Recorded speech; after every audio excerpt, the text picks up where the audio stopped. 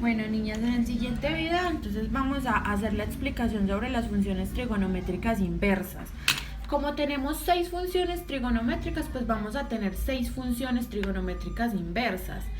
Aquí hay toda una teoría sobre una restricción que hay que hacer el dominio, de cómo se escriben esas funciones, de cómo se leen. Bueno, hay dos formas de escribir la inversa, por ejemplo, del seno. Entonces, la inversa se escribe así: f con un menos 1 arriba de x, y se escribe seno de menos 1 de x. Esta sería una forma. Esta no me gusta.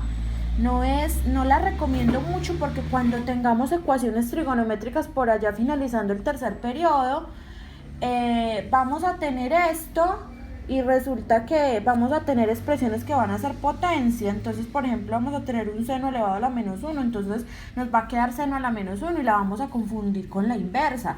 Por eso digo que no me gusta. A mí la inversa de la función seno, personalmente, me gusta escribirla arco seno de x. Cuando yo tenga esta palabra arco antes de un seno, me estoy refiriendo a la inversa. Son dos formas de escribirla, pero yo siempre recomiendo el arco. Me parece mejor, más práctico para que uno no se enrede, escribirlas como arcoseno, arco coseno, arco tangente, arco cotangente, arco cosecante y arco secante.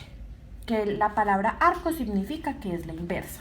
Ahora, resulta que cuando yo les expliqué a ustedes, eso lo alcanzamos a ver en el primer periodo, cuál era la inversa de la función de una parábola. Hablábamos de que, recuerden que las parábolas tienen esta forma. Cuando hablábamos de las inversas y teníamos, por ejemplo, esta parábola, que esta es f de x igual a x al cuadrado, hablábamos de una técnica de la línea horizontal para darnos cuenta si esto era una función inyectiva. Recuerden que si yo tengo una función y esa función no es inyectiva, o sea, 1 a 1, esa función no tiene inversa. Entonces recuerden que hacíamos esta línea y decíamos, miren, tiene el mismo valor en y para dos x diferentes. Entonces decíamos, esta función sería un diagramita así, sería x1, x2 y sería y1, y todas dos llegarían acá. Entonces esto no es inyectivo, porque para que sea inyectivo necesita ser 1 a 1. x1, x2, y1, y2, tendría que ser 1 a 1. ¿Sí? Entonces, cuando teníamos solamente la gráfica, hacíamos el método de la línea horizontal para poder verificar que fuera inyectiva. En este caso, las parábolas no eran inyectivas. Ahora, ¿qué pasa cuando nosotros vamos a hallar la función inversa del seno, del coseno? Esta función, si nosotros la observamos así completica como está, no tiene inversa. ¿Por qué no tiene inversa? Miren, grafiquen y verá.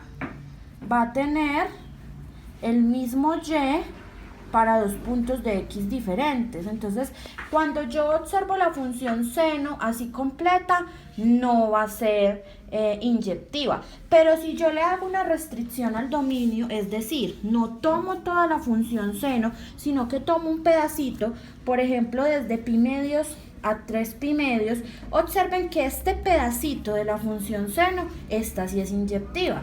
Miren, puedo trazar infinitas líneas horizontales y solo va a tocar un punto. Entonces aquí sí es inyectiva. Por eso en la teoría, en el PDF, habla de que para poder encontrarle la inversa al seno, al coseno, a la tangente, a todas, hay que hacer restricción en el dominio, precisamente por esto. Porque las funciones trigonométricas no son inyectivas en todo su dominio, o sea, en todo el x, no, son inyectivas por intervalos de la recta x. Entonces, por eso había que hablaba eso de la restricción del dominio. Ahora vamos a hablar, ya teniendo pues claro por qué había que tomar era pedacitos de la curva más no la curva completa, vamos a hablar de cómo es la forma de la inversa. Recuerden que esto era x y esto era y, simplemente las cosas se volteaban. Recuerden que esto acá era 1 menos 1 y acá era pi medios y 3 pi medios. Bueno, entonces, ¿cómo quedaba la gráfica? Pues simplemente en x van los múltiplos de los radianes, entonces ya los colocábamos era en y. Y en Y iba el 1 y el menos 1, entonces ya lo colocamos en X y hacemos la forma de la curva. Estas curvas yo no se las voy a evaluar, solamente necesitaba que lo tenieran presente y que estudiáramos y viéramos la teoría para tenerlo en cuenta para ya cálculo en 11. Estas formas de escribir estas funciones es lo que me interesa, que nos quede muy claro que son las mismas, pero que vamos a utilizar esta para no confundirnos con lo de las potencias que les expliqué ahora. Lo mismo pasaba con la función coseno. Para la función coseno había que hacer una restricción del dominio, entonces ahí les dicen el intervalo, que hay que restringirlo de menos pi medios a pi medios, les muestra cómo queda la gráfica, bueno, todo. Luego sigue con la función tangente, lo mismo. Esta es la gráfica de la función tangente. Si yo tomo toda la tangente, pues no me va a servir porque tiene asíntotas, entonces había que tomar este intervalo en esta restricción, porque en este pedazo, solamente en este pedacito, esta gráfica sí es inyectiva. Si yo la tomo toda completa, miren, 2 puntos para el mismo Y, entonces pues no me sirve. Entonces había que hacer una restricción del dominio y lo mismo, entonces cambiábamos, las asíntotas estaban en el eje X, ahorita van a quedar en el eje Y simplemente la inversa se graficaba desde aquí, desde 0, subía y aquí bajaba. Entonces miren que es la misma curva que está acá, pero al revés, por eso es la inversa. Esta sería f de menos 1 de x igual a arcotangente de x. Arcotangente de x. Y en método abreviado, ¿cómo se escribe? Arcotan de x. ¿Listo? Esa sería la forma de escribirla. Lo mismo para las demás gráficas. Acá está, pues ustedes ya leen cuáles son las restricciones. Vuelvo y les repito, me interesa mucho lo de la nomenclatura, de cómo escribirlas. Entonces espero que les haya servido mucho el video y entonces no voy a hacer evaluación sobre este tema porque el tema que sigue vamos a utilizar esta teoría. Entonces ya seguimos con la ley de senos y cosenos, señoritas.